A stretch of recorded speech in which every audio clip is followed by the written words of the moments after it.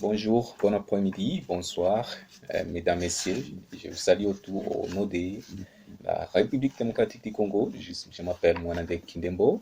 Abonnez-vous massivement. On doit parler sur la constitution de la République démocratique du Congo, la RDC. Donc, c'est modifié par l'article 1er de la loi numéro 11-00D du 20 janvier 2011 portant révision de certains articles de la constitution de la République démocratique du Congo. Donc, c'est la référence de la Constitution de 2006, du 18 février 2006. Donc, aujourd'hui, je vais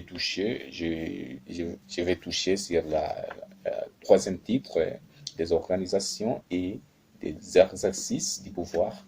Donc, c'est page 25, article 68, premier titre des institutions de la République. Donc, c'est l'article 68. Les institutions de la République sont donc les présidents de la République, les parlements. C'est quoi les parlements? Les parlements, donc c'est le Sénat et l'Assemblée nationale. Les membres du Sénat s'appellent les sénateurs. Les membres de l'Assemblée nationale s'appellent les députés nationaux. Il y a aussi les députés provinciaux, ou bien les députés provinciales. Le gouvernement qui compose des premiers ministres, des vice-premiers ministres et des ministères, les cours et les tribunaux aussi. Donc, il y a 4 points pour les institutions de la République. Donc, le président, le gouvernement, les présidents, le parlement, le gouvernement et les cours et tribunaux. Donc, section 1 du pouvoir exécutif, paragraphe 1er du président de la République. Sur l'article 69, le président de la République est le chef de l'État, il représente la nation et il est le symbole de l'unité nationale. Donc ça, c'est la fonction du président de la République. Il fait respecter de la Constitution aussi, comme les autres.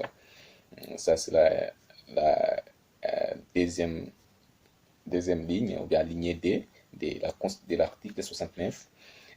Alinéa 3, il assure par son arbitrage le fonctionnement régulier du pouvoir public et des institutions ainsi que la continuité de l'État. Il est le garant de l'indépendance nationale, de l'intégrité du territoire, de la souveraineté nationale et du respect des traités et des accords internationaux. Donc, sur l'article 70, le président 70, le président de la République est élu sur suffrage universel direct pour un mandat de 5 ans renouvelable une seule fois. À la fin de son mandat, le président de la République reste en fonction jusqu'à l'installation effective du nouveau président élu. Donc, article 71 ou bien 71, ça c'est la modification par l'article 1er de la loi numéro 11-00D du 20 janvier 2011 portant la révision de certains articles de la Constitution de la République démocratique du Congo. Donc, le président de l'Assemblée de la République est élu à la majorité simple des suffrages exprimés. On voit l'article 70, bien 72. Nul ne peut être candidat à l'élection du président de la République s'il ne remplit les conditions ci-après. Première condition, posséder la nationalité congolaise d'origine. Donc, d'origine, ce n'est pas la nationalité congolaise, mais la nationalité congolaise d'origine. Deuxième point, être âgé de 30 ans au moins, 30 ans, au moins 30 ans, donc 29, mais au moins 30 ans. Jouir de la plénitude de ses droits civils et politiques, ne pas se trouver dans un des cas exclusifs prévus par la loi électorale. Donc, l'article 73, les scrutinies sur l'élection du président de la République est révoqué par la Commission électorale nationale indépendante, ça c'est le CENI, c'est la Commission électorale N nationale I indépendante. 90 jours avant l'expiration du mandat du président en exercice. Article 74, le président de la République élu entre en fonction dans les 10 jours qui suivent la proclamation des résultats définitifs des élections présidentielles. Avant son entrée en fonction, le président de la République prête devant la Cour constitutionnelle des serments ci-après.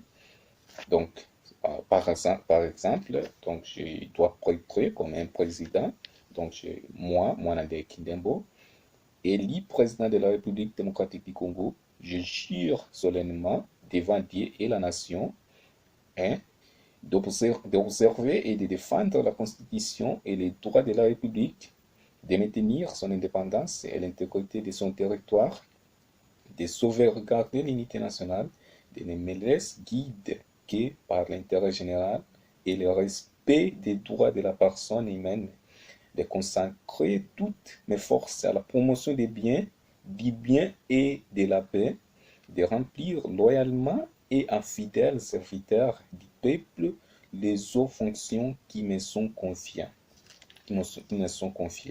Donc j'ai fini, ça c'est l'article 74. Article 75, en cas de vacances pour cause de décès, de démission ou pour toute autre cause d'empêchement définitif, les fonctions du président de la République, à l'exception de celles mentionnées aux articles 78, 81 et 82, sont provisoirement exercées par le président du Sénat, pas le président de l'Assemblée nationale, mais le président du Sénat. Article 76, donc je vais dire donc, cette ligne, la vacance de la présidence de la République démocratique de la République est déclarée par la Cour constitutionnelle saisie par le gouvernement. Donc, l'article 77, le président de la République a adressé des messages à la nation. Il communique avec les chambres du Parlement par des messages qu'il lit ou fait lire et qui ne donne lieu à aucun débat. Donc, un message qui est neutre, il prononce une fois l'année devant l'Assemblée nationale et le Sénat réunis en congrès un discours sur l'état de la nation. Donc, l'article 78, le président de la République nommé le Premier ministre au sein de la majorité parlementaire après consultation de celui-ci. Il met fin à ses fonctions sur présentation par celui-ci de la démission du gouvernement. Article 79. Donc, le président de la République est convoqué et présidé le Conseil des ministres. En cas d'empêchement, il dégage le pouvoir au Premier ministre.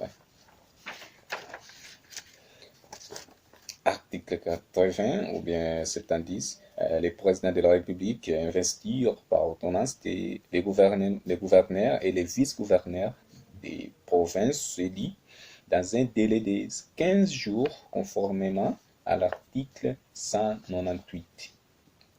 Article 81, sans préjudice des autres dispositions de la Constitution, les présidents de la République nommés relevés de leurs fonctions et, les cas échéants, révoqués sur proposition du gouvernement délibéré en Conseil des ministres.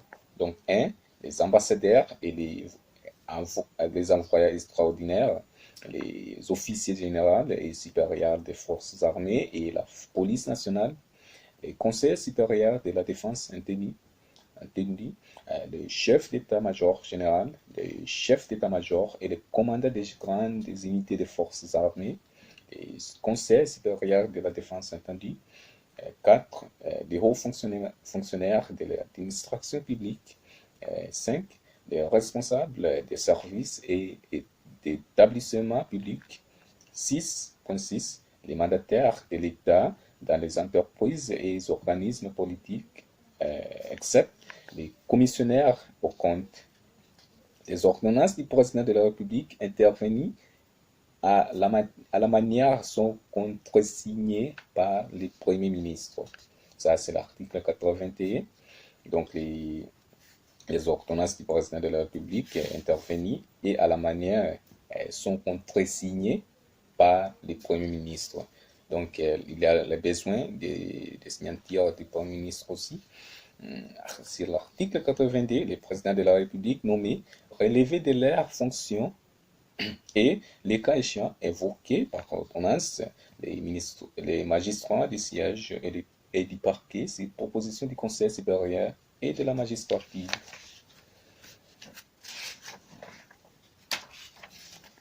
Article 83, le président de la République est le commandant suprême des forces armées. Il préside le Conseil supérieur de la défense. Article 84, le président de la République confère les grades dans les ordres nationaux et les décorations conformément à la loi. Article 85, lorsque des circonstances graves menaçaient d'une manière immédiate l'indépendance ou l'intégrité du territoire national ou qu'elles provoquaient l'interruption du fonctionnement régulier des institutions, le président de la République proclamait l'état d'urgence ou l'état de siège après concertation avec le Premier ministre, les présidents des deux chambres, donc les présidents du Sénat et les présidents de l'Assemblée nationale, conformément aux articles 144 et 145 de la présente Constitution.